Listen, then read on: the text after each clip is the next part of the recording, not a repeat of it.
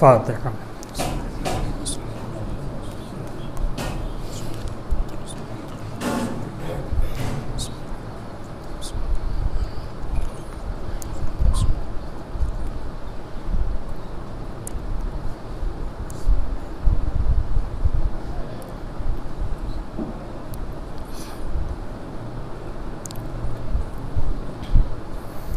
لا حول ولا قوة الا باللہ العلی العظیم۔ اعوذ باللہ من الشیطان اللعین الرجیم، بسم اللہ الرحمن الرحیم۔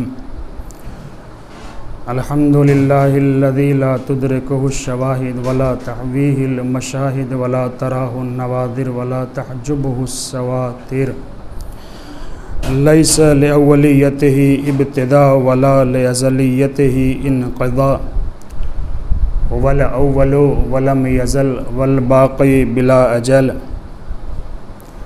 لا یشغلہ شان ولا یغیرہ زمان ولا یحویہ مکان ولا یصفہ اللسان، ثم الصلاة والسلام علی سیدنا و مولانا ابی القاسم محمد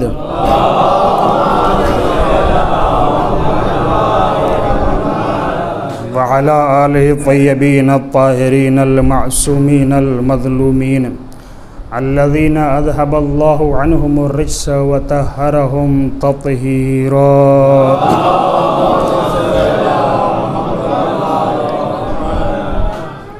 ولعنة الله على أعدائهم أجمعين من الآن إلى قيام يوم الدين۔ اما بعد، فقد قال اللہ تبارک و تعالی فی کتابہ الکریم وهو قول الحق۔ بسم اللہ الرحمن الرحیم۔ وضرب اللہ مثلا للذین آمنوا امرأة فرعون اذ قالت رب ابن لی عندک بیتا فی الجنہ ونجنی من فرعون وعملہ ونجنی من القوم الظالمین۔ صلوات بر محمد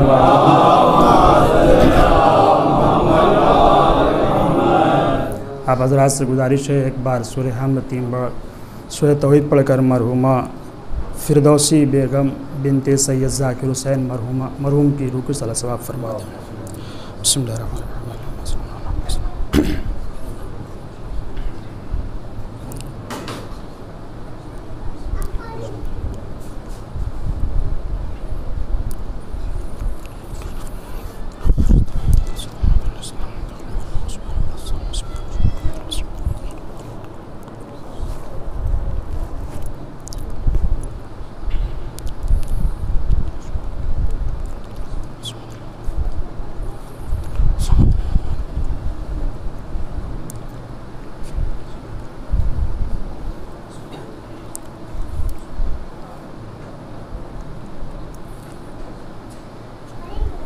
صلوات بر محمد و آل محمد۔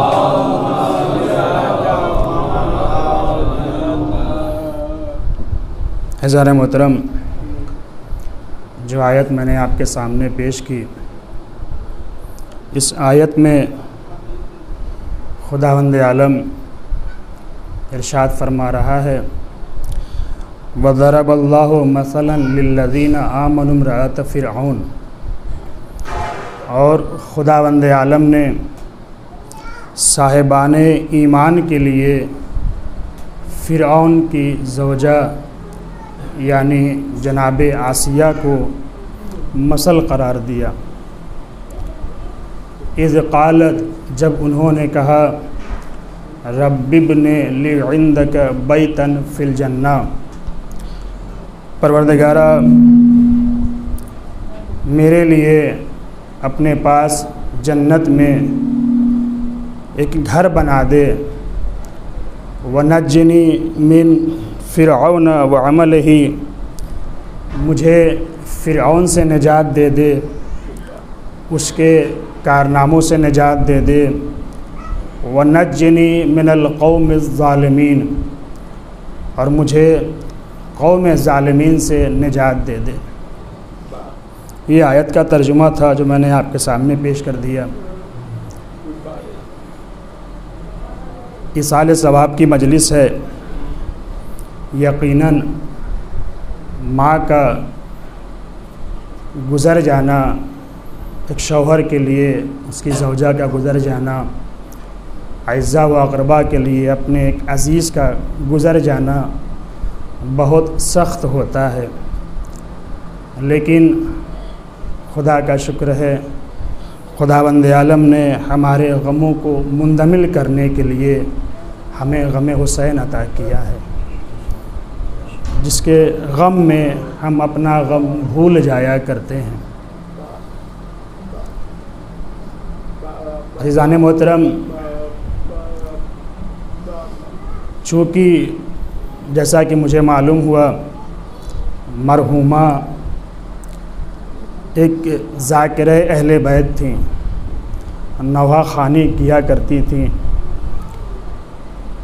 اس کے علاوہ ایک بڑی بات یہ کہ خدا نے انہیں یہ سعادت نصیب فرمائی کہ اسی ذکر اہل بیت میں ذکر اہل بیت کرتے ہوئے اپنی زندگی کی آخری سانسیں لی۔ یہ ایک بڑی سعادت ہے، بڑی کامیابی ہے، جو یقیناً اعزاء و اقربا کے لیے تسلی کا بہترین سامان ہے۔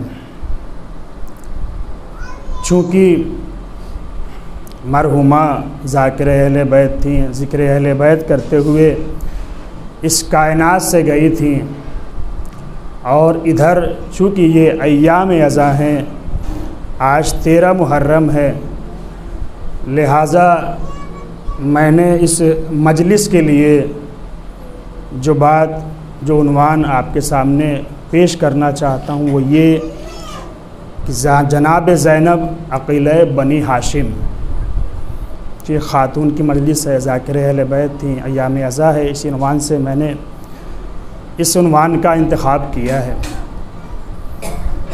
توجہ کیجیے گا،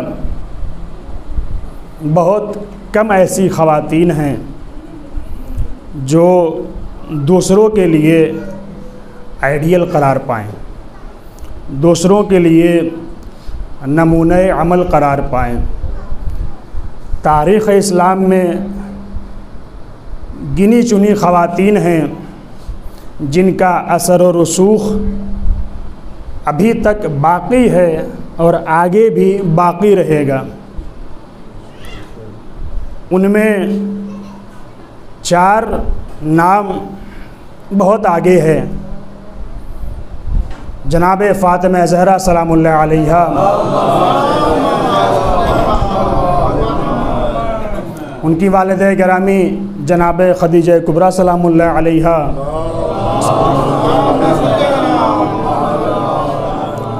جناب مریم جناب عیسیٰ کی والدہ،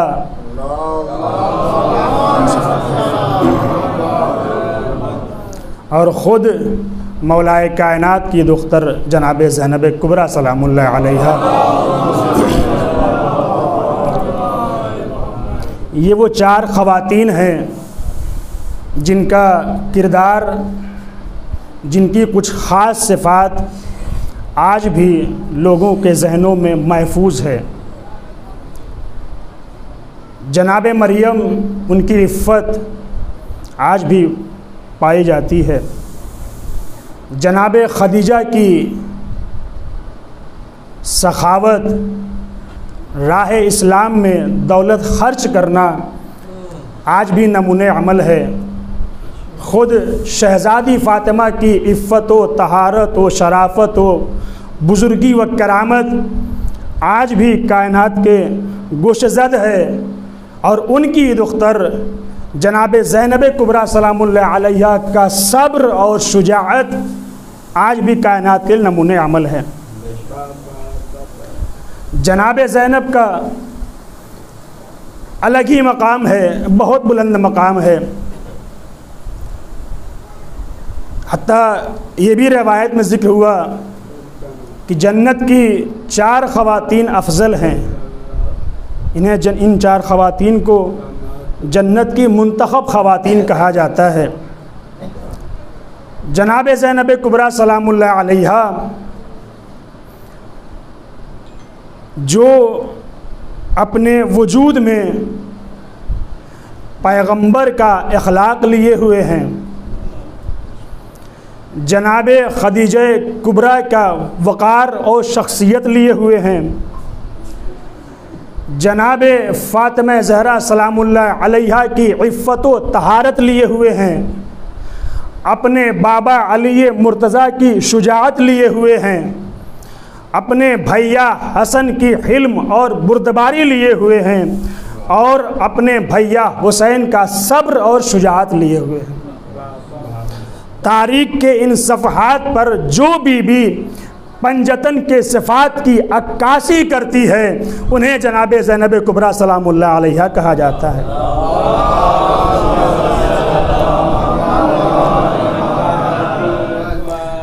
جناب زینب صرف اس لیے محترم نہیں ہیں کہ وہ مولائے کائنات کی بیٹی ہیں، صرف اس لیے محترم نہیں ہیں کہ وہ فاطمہ زہرا کی بیٹی ہیں، صرف اس لیے محترم نہیں ہیں کہ وہ رسول کی نواسی ہیں۔ کیونکہ مولائے کائنات کی دوسری بیٹیاں بھی ہیں، لیکن ان کا وہ مقام نہیں ہے جو خود جناب زینب کا مقام ہے۔ جناب زینب کا مقام حسب و نسب کی بنا پہ نہیں ہے، بلکہ جناب زینب کا مقام ان کے کردار کی بلندی کی بنا پر ہے، ان کی فعالیت کی عظمت کی بنیاد پر ہے۔ جب بھی مولا حسین کا نام لیا جاتا ہے تاریخ کربلا کے حوالے سے تو جناب زینب کا بھی نام وہاں پہ ضرور آتا ہے۔ جب آپ جناب زینب کے تاریخی کردار کو پڑھیں گے تو ایسا محسوس ہوتا ہے جیسے خداوند عالم نے جناب زینب کو کربلا ہی کے لیے خلق کیا تھا، کربلا ہی کے لیے خلق کیا تھا۔ جناب زینب کے کئی القاب ہیں، بہت سارے القاب ہیں۔ شریکت الحسین کہا جاتا ہے، نائبۃ الحسین کہا جاتا ہے، ولیت اللہ کہا جاتا ہے، سلالۃ الزہرا کہا جاتا ہے، عدیل و خامس من اہل الکسا کہا جاتا ہے، قہرمان کربلا بھی کہا جاتا ہے۔ اسی میں ایک لقب ہے عقیلہ بنی ہاشم، جو میری اصل بحث اسی صفت پہ ہے۔ توجہ کیجیے گا جناب گرامی، میں نے اس آیت کا سہارا لیا تاکہ اپنی بات تک پہنچ سکوں، اس سبق کی بات شروع کریں ایک بار مل جل کر محمد و آل محمد پہ بلند سے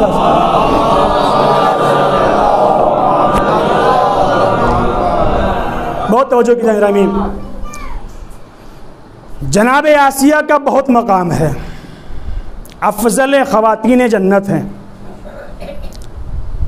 ان کے لیے خدا قرآن میں فرماتا ہے وَضَرَبَ اللَّهُ مَثَلًا لِلَّذِينَ آمَنُوا امْرَأَتَ فِرْعَوْنَ، خداوند عالم نے صاحبان ایمان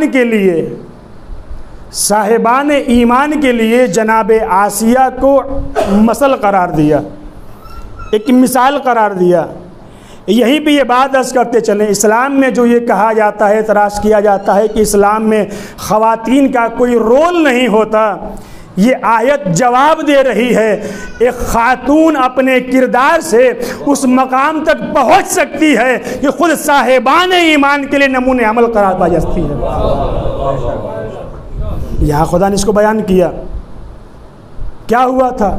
اذ قالت رب ابن لی عندک بیتا فی الجنہ، جب انہوں نے کہا، کیا کہا کہ خدایا اپنے نزدیک جنت میں میرا لیے ایک گھر بنا دے، وَنَجَّنِي مِن فِرْعَوْنَ وَعَمَلِهِ، مجھے فرعون سے نجات دے دے، فرعون کے کارناموں سے نجات دے دے، اس کے عمل سے نجات دے دے، اور مجھے قوم ظالمین سے نجات دے دے۔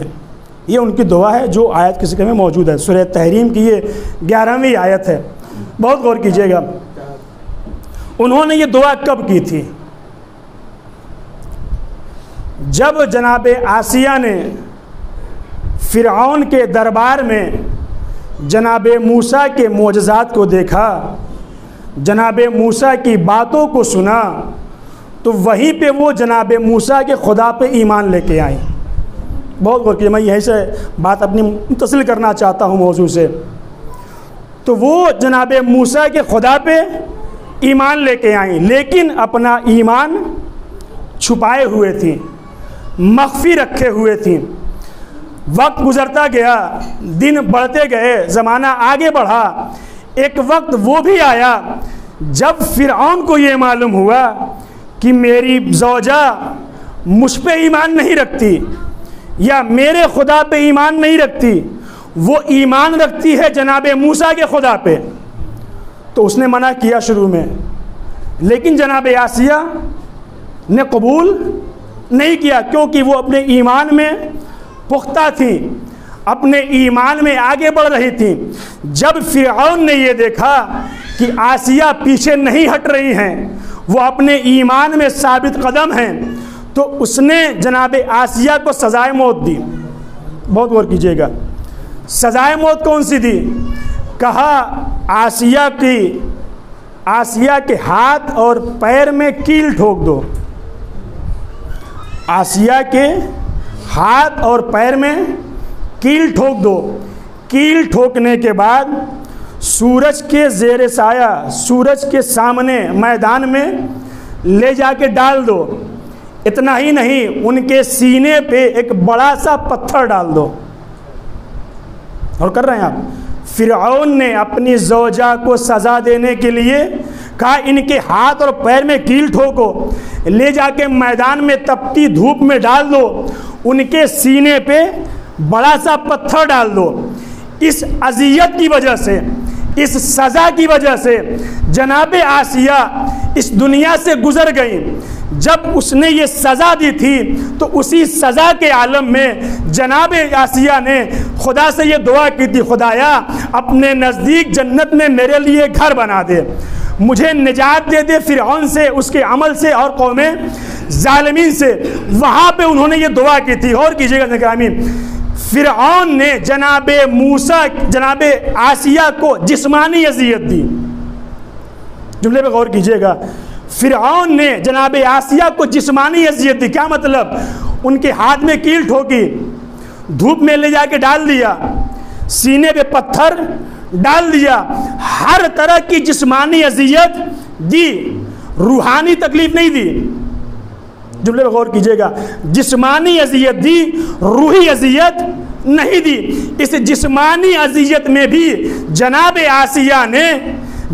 آسیہ نے خدا سے دعا کی، مجھے نجات دے دے فرعون سے، اس کے عمل سے، قوم ظالمین سے. لیکن اس سے آگے بڑھئے، جناب زینب کا مرتبہ سمجھئے، جہاں جناب زینب کے بیٹوں کو قربان کیا جا چکا ہے. جناب زینب نے اپنے بھائی کو قربان کر دیا ہے، جناب زینب نے اپنے بھائیوں کو قربان کر دیا ہے. جناب زینب کے سر پہ چادر نہیں ہے، جناب زینب کو تازیانے مارے گئے ہیں، جناب زینب کو درے مارے گئے ہیں، زینب کے ہاتھوں میں رسن بدی ہوئی ہے. یعنی کیا مطلب؟ یعنی جناب زینب کو جسمانی تکلیف بھی دی گئی ہے، روحی تکلیف بھی دی گئی ہے. محسوس کیجئے گا اس کو. جناب آسیہ کو صرف جسمانی تکلیف دی گئی تو دعا کے لیے ہاتھ اٹھائے. جناب زینب کو جسمی تکلیف بھی دی گئی، روحی تکلیف بھی دی گئی. لیکن اس عالم میں بھی جناب زینب کے ایمان کی بلندی تو دیکھیے. جب اسی عالم میں ظالم کے دربار میں پہنچی ہے اور ظالم نے پوچھا تھا بتاؤ خدا کو کیسا پایا ہے، خدا نے تمہارے ساتھ کیا کیا ہے، تو وہاں جناب زینب نے کوئی دعا نہیں مانگی ہے، بلکہ جناب زینب نے ظالم کی آنکھوں میں آنکھیں ڈال کے فرمایا تھا ما رأیت الا جمیلا، میں نے جو بھی دیکھا ہے جمیل ہی جمیل دیکھا ہے. صلوات پڑھے بر محمد و آل محمد.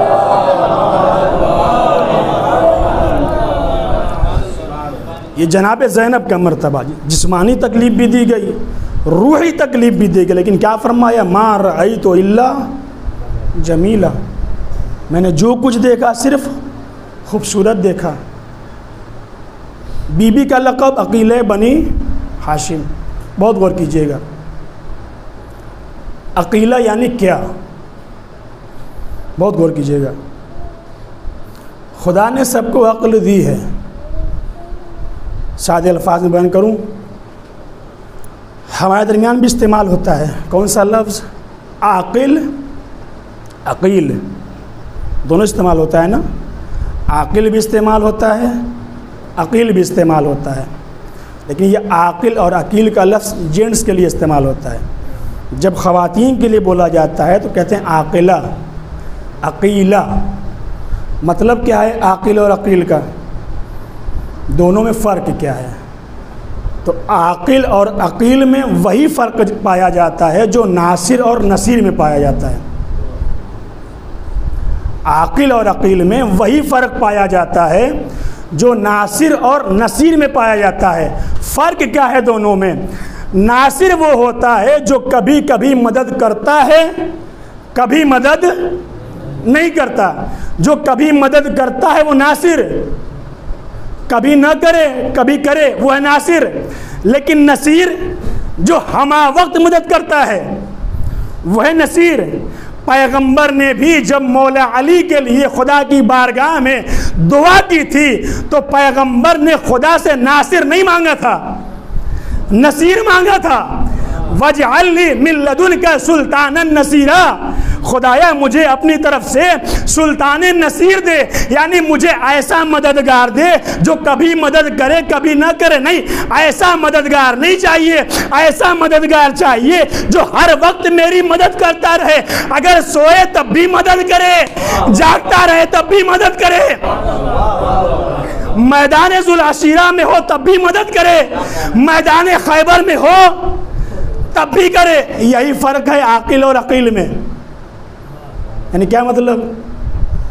جو کبھی کبھی اپنی عقل سے کام لے، جیسا کہ میں، جو کبھی کبھی اپنی عقل سے کام لے کبھی کام نہ لے، بیوقوفی کر بیٹھے، یہ ہے عاقل، اسے کہتے ہیں عاقل۔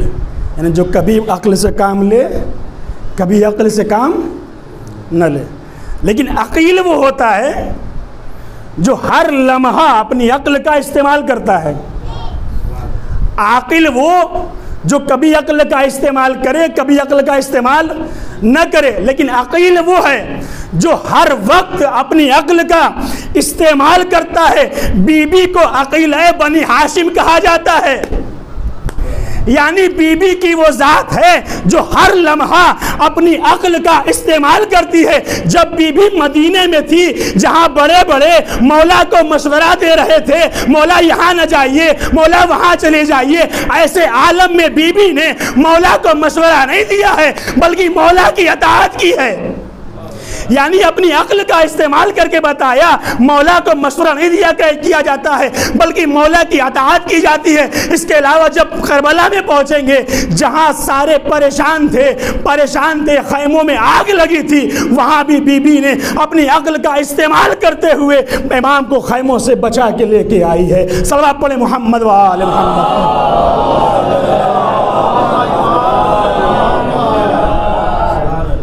فرقیہ محسوس ہے آپ نے؟ عقیلہ بنی ہاشم یعنی جو ہمہ وقت اپنی عقل کا استعمال کرے۔ تھوڑا سا آگے بڑھیں، عقل کسے کہتے ہیں؟ ایک روایت کا سہارا لوں، العقل ما عبد بہ الرحمن واکتسب بہ الجنان۔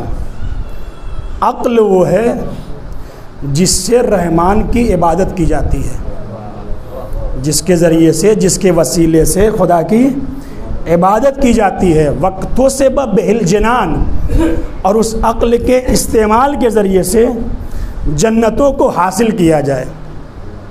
یعنی اگر میں اپنی عقل کا استعمال اس مقام پہ نہ کروں جہاں خدا کی عبادت ہو، جس سے جنت کا حصول ہو، تو گویا میری عقل ابھی کام نہیں کر رہی۔ العقل ما عبد بہ الرحمن واکتسب بہ الجنان۔ بی بی عقیلہ بنی ہاشم جو ہمہ وقت اپنی عقل کا استعمال کر رہی ہیں، یعنی ہمہ وقت خدا کی عبادت کر رہی ہیں بی بی۔ یعنی بی بی اگر شام غریبہ میں بچوں کو سہارا دے رہی ہے، بچوں کو سنبھال رہی ہے، تب بھی خدا کی عبادت کر رہی ہے۔ اگر ظالم کے دربار میں ظالم کو للکار رہی ہے، تب بھی خدا کی عبادت کر رہی ہے۔ اس کے آگے بڑھیں، میں ایک اور روایت آپ کے سامنے پیش کرتا کہ آپ بات اور صحیح سے محسوس کر سکیں عقیلہ بنی ہاشم کو، اور اچھی طرح محسوس کریں، غور کیجئے گا۔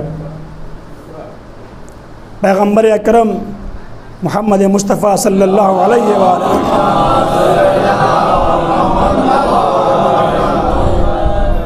فرماتے ہیں ان اعقل الناس من عرف ربہ فعبدہ وعرف عدوہ فعصا. فرماتے ہیں مولا لوگوں میں سب سے زیادہ عاقل وہ ہے, سب سے زیادہ عقل مند وہ ہے کہ جو اپنے خدا کو پہچانے, خدا کو پہچاننے کے بعد اس کی عبادت کرے, ایک چیز. دوسری وعرف عدوہ فعصا, اپنے دشمن کو پہچانے, دشمن کو پہچاننے کے بعد اس کا مقابلہ کرے. دو چیزیں, خدا کی معرفت کے بعد اس کی عبادت ہو, دشمن کی شناخت کے بعد اس سے مقابلہ ہو. اب اس روایت کی روشنی میں عقیل بنی ہاشم کا معیار سمجھیے گا کہ بی بی خدا کو کتنا پہچانتی ہیں, بی بی دشمن کو کتنا پہچانتی ہیں, کیسے مقابلہ کر رہی ہیں. جو پہلا مرحلہ, سب سے زیادہ عقل والا وہ ہے جو خدا کو پہچانے, خدا کو پہچاننے کے بعد اس کی عبادت کرے. مولا سجاد نے کیا فرمایا, کوفہ و شام کی راہوں میں بھی میری پھوپھی کی نماز شب قضا نہیں ہوئی. یہ عقیل بنی ہاشم, کوفہ و شام کی راہوں میں بھی میری پھوپھی کی نماز شب قضا نہیں ہوئی. عزیزو, وہ جو انسان جو ہمیشہ وقت پہ نماز پڑھتا رہتا ہے, ہمہ وقت نماز پڑھتا ہے, سارے وقت نماز پڑھتا ہے, لیکن اگر اس کے ہاں ایک میت ہو جائے, کوئی ایک بڑا حادثہ پیش آ جائے, تو گرچہ وہ روزانہ سارے وقت نماز پڑھتا تھا, لیکن اس حادثے کے وقت میں کچھ دیر کے لیے صحیح, ایک دن کے لیے صحیح, 2 دن کے لیے صحیح, وہ اپنا ٹائم ٹیبل بدل لیا کرتا ہے. لیکن ذرا جناب زینب کو پہچانے, جناب زینب کو پہچانے, بچوں کو قربان کر چکی ہے, خیام جل چکے ہیں, بھوکی ہے, پیاسی ہے, سر پہ چادر نہیں ہے, اسیر ہے, قیدی ہے. اس عالم میں بھی بی بی کی نماز واجب کی تو بات ہی الگ ہے, بی بی کی نماز شب قضا نہیں ہوئی ہے. وہ بھی کون کہہ رہا ہے, مولا سجاد فرما رہے ہیں. اس کے اوپر کی منزل دیکھیں, وہ خود مولا حسین جو محافظ نماز ہیں, جو روح نماز ہیں, جو اصل نماز ہیں, جنہوں نے نماز کو کائنات تک پہنچایا ہے.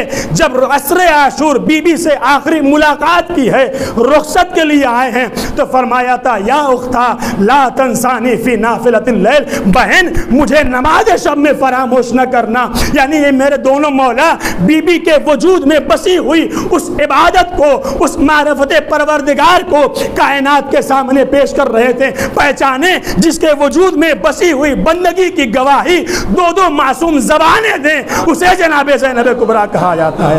صلوات پڑھیں محمد و آل محمد.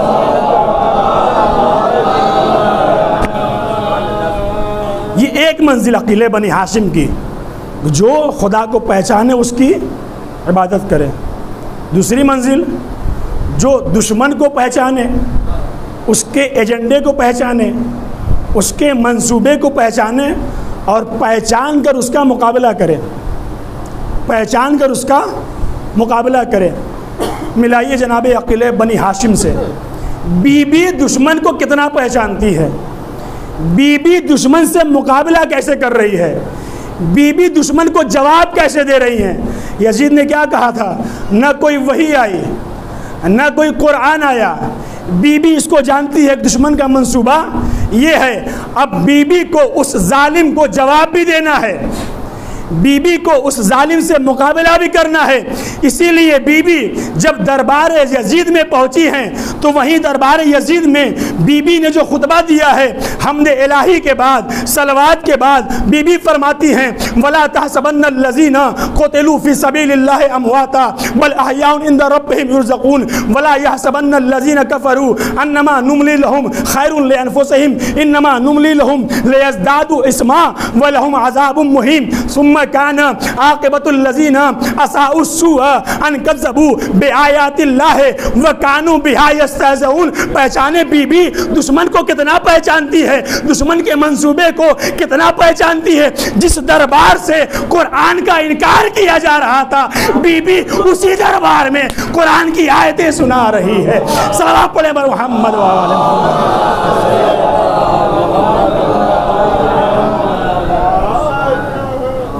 بی بی کتنا پہچانتی ہے ایجنڈے کو, بی بی کتنا پہچانتی ہے دشمن کے منصوبے کو. وہ بھی کون سا دربار ہے, کون سا دربار ہے جہاں ہر طرف بھائی کے قاتل بیٹھے ہیں, جہاں ہر طرف بھائیوں کے قاتل بیٹھے ہیں, جہاں تلوار لیے بیٹھے ہوئے ہیں, جہاں بڑے بڑے سفراء بیٹھے ہوئے ہیں, بڑے بڑے امیر بیٹھے ہوئے ہیں, ہر طرف تلوار کا سایہ ہے. بی بی قیدی ہے, لیکن اس عالم میں بھی بی بی بغیر کسی خوف کے ظالم کی آنکھوں میں آنکھیں ڈال کے بیان کر رہی ہے. یہ خوف کیوں نہیں ہے؟ کیونکہ جو اس سے ڈرتا ہے وہ کسی سے نہیں ڈرا کرتا. اب بی بی کو دشمن کے منصوبے کو پانی بھی پھیرنا ہے, بی بی کو دشمن سے مقابلہ بھی کرنا ہے, بی بی کو جواب بھی دینا ہے.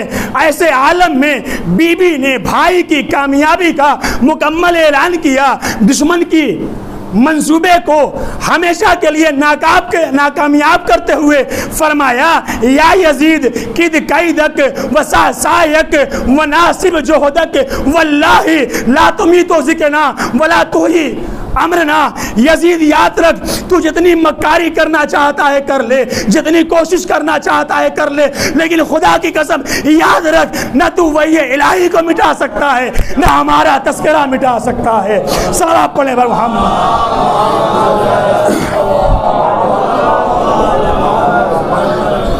یہ ہے عقیلہ بنی ہاشم جو اپنے پروردگار کو بھی پہچانتی ہے, پہچان کے اس کی عبادت بھی کر رہی ہے, اپنے دشمن کو بھی پہچان رہی ہے, پہچاننے کے بعد اس کا مقابلہ بھی کر رہی ہے. بی بی کوئی آسان بھی معمولی نہیں سمجھیے گا. علامہ مامقانی نے کہا تھا, زینب وما ادراک ما زینب, تمہیں کیا پتا زینب کون ہے؟ وہ بھی جس کے لیے عالم علم لدنی امام نے کہا تھا, یہ عالمۃ غیر معلمہ ہے, یہ فہمۃ غیر مفہمہ ہے. ہم اور آپ کیا, دوسروں نے بھی اس بی بی کی عظمت کا اقرار کیا ہے. میں نام لوں, مصر کی مشہور اسکالر جو 20 سے 25 سال پہلے اس کا انتقال ہوا ہے, ڈاکٹر عائشہ عبد الرحمن بنت الشاتی. اس نے باقاعدہ جناب زینب کے حوالے سے کتاب لکھی, بطلت کربلا, قہرمان کربلا, شیر دل خاتون کربلا. اس نے کتاب لکھی, اس نے اس میں لکھا کہ جناب زینب اس ذات کا نام ہے جو اپنی والدہ کے بعد صفات اور کمالات میں بے مثل و بے نظیر ہے. اہل سنت کی عالمہ ہے, ڈاکٹر ہے. اس کے بعد کہتی ہے, جناب زینب کے اندر اتنا حوصلہ تھا, یہ بی بی اتنی شجاع تھی کہ بھائیوں کی شہادت کے بعد بچوں کو بھی سنبھال رہی ہے, اپنے امام کی حفاظت بھی کر رہی ہے. اس کے بعد فرماتی ہے, بھائیوں کی شہادت کے بعد اس بی بی نے ایسا قیام کیا, ایسا کارنامہ پیش کیا کہ لوگوں کے دلوں میں کربلا کو اتنا اتار دیا ہے کہ جب تک دنیا رہے گی کربلا کا نام باقی رہے گا. جملے میرے نہیں ہیں, اس ڈاکٹر عائشہ بنت الشاتی کے جملے ہیں, لکھا ہے کربلا کے نظر میں. اس کے بعد کہتی ہے, عجیب جملہ کہتی ہے زینب اس ذات کا نام ہے جس نے تاریخ کی راہوں کو موڑ کے رکھ دیا, جس نے تاریخ کی راہوں کو موڑ کے رکھ دیا اور پھر ایسا قیام کیا کہ یزید کی ظاہری کامیابی کو اتنا تلخ بنا دیا, یزید کی ظاہری کامیابی کو اتنا تلخ بنا دیا کہ رہتی دنیا تک، جب تک یہ انسان رہیں گے، جب تک یہ دنیا رہے گی، یزید ذلیل ہوتا رہے گا، اس کا لشکر ذلیل ہوتا رہے گا۔ صلوات پڑھے محمد و آل محمد۔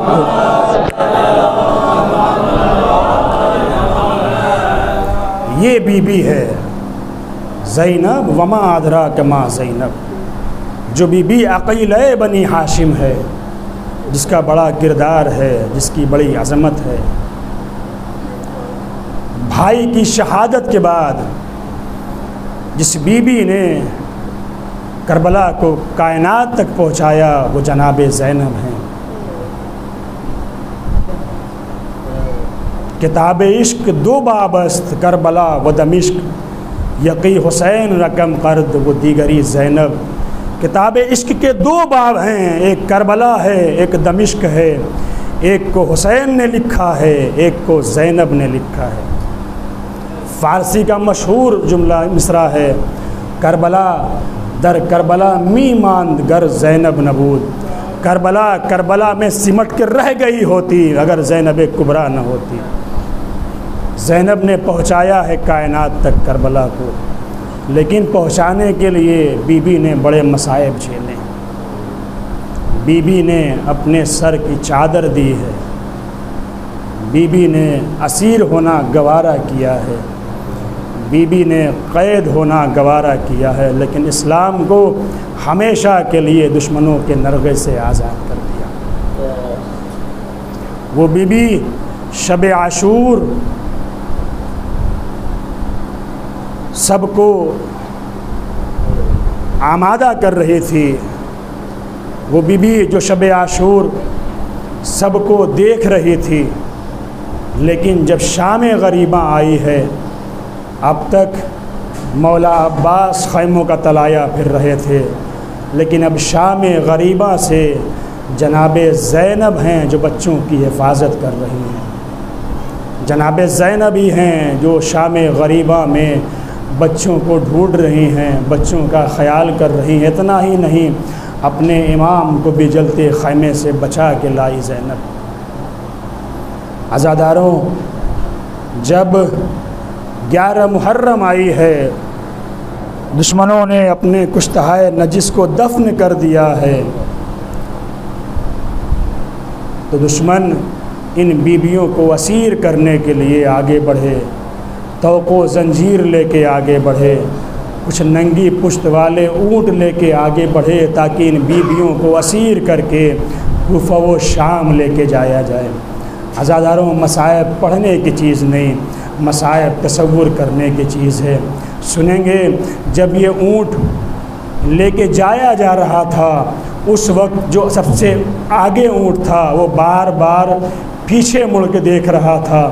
کسی نے پوچھا مولا یہ بار بار پیچھے کیوں دیکھ رہا ہے؟ تو مولا نے کہا تھا یہ اونٹ اپنے پیچھے والوں سے کہہ رہا ہے دیکھو ہماری پشت پہ آل محمد کے بچے سوار ہوں گے، آہستہ چلنا، ان بچوں کو کوئی تکلیف نہ ہونے پائے۔ جزاک اللہ خیر الجزا۔ خدا کوئی غم نہ دے سوائے غم مظلوم کربلا کے۔ جب کوئی آگے بڑھا تاکہ ان بیویوں کو اونٹ پہ سوار کرے، جناب زینب آگے بڑھی، خبردار ہم آل محمد ہیں، ہمیں ہاتھ نہ لگانا، ہم خود سوار ہو جائیں گے۔ جناب زینب نے بلایا بھابی ام رباب آئیے ہم آپ کو سوار کر دیتے ہیں، بھابی ام لیلا آئیے ہم آپ کو سوار کیے دیتے ہیں، بھابی ام فروا آئیے ہم آپ کو سوار کر دیے دیتے ہیں۔ جب سب کو جناب زینب نے سوار کر دیا، اب کوئی نہ رہ گیا جو جناب زینب کو سوار کرے۔ دائیں دیکھا بائیں دیکھا، کوئی نہ ملا۔ فرات کا رخ کیا، بھیا مدینے سے بڑے احترام سے لائے تھے، بھیا آؤ اپنی بہن کو سوار کرو۔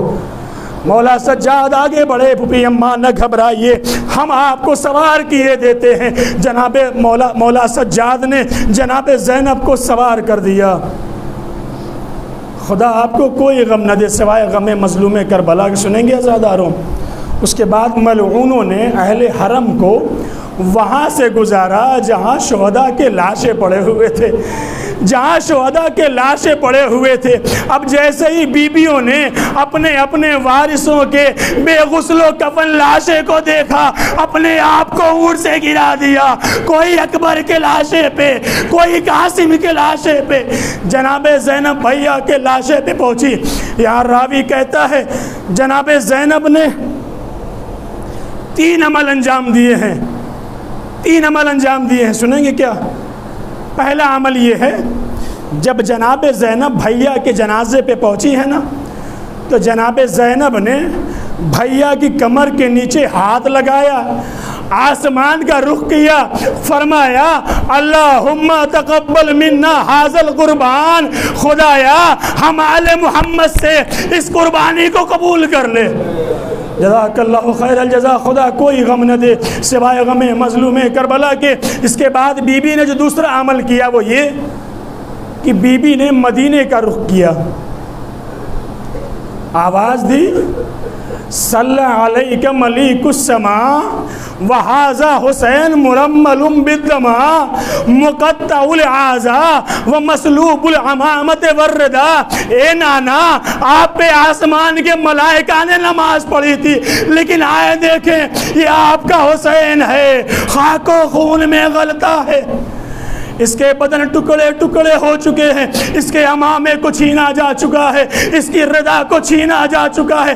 اس کے بعد جناب زینب نے آخری عمل کیا، عزادارو آخری جملہ میں نے ختم کیا۔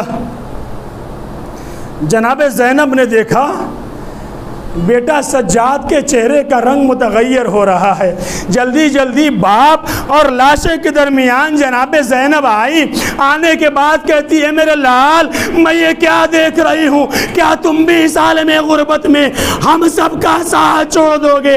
اے بھوپی اماں، وہ بیٹا کیا کرے جس کے باپ کا لاشا بے غسل و کفن پڑا ہو، لیکن بیٹا اتنا مجبور ہو کہ اپنے باپ کو نہ غسل دے سکتا ہے، نہ کفن دے سکتا ہے، نہ دفن کر سکتا ہے، ہاتھوں میں ہتھکڑی ہے، پیروں میں بیڑی ہے۔ وَسَيَعْلَمُ الَّذِينَ ظَلَمُوا أَيَّ مُنقَلَبٍ يَنقَلِبُونَ إِنَّا لِلَّهِ وَإِنَّا إِلَيْهِ رَاجِعُونَ۔ آپ حضرات سے گزارش ہے بسورہ فاتحہ و 3 بار سورہ توحید پڑھ کر مرحومہ فردوسی بیگم کے اللہ کو صاف فرما دیں۔